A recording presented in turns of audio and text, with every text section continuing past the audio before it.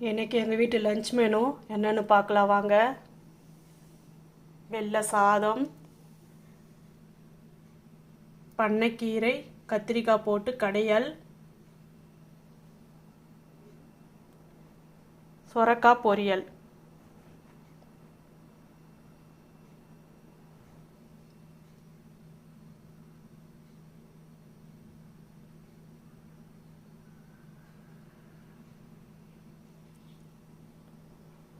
இதுதான் இன்றைக்கி எங்கள் வீட்டு லஞ்ச் மெனு. இந்த லஞ்ச் மெனு பிடிச்சிருந்தா லைக் பண்ணுங்கள், ஷேர் பண்ணுங்கள், சப்ஸ்கிரைப் பண்ணுங்கள்.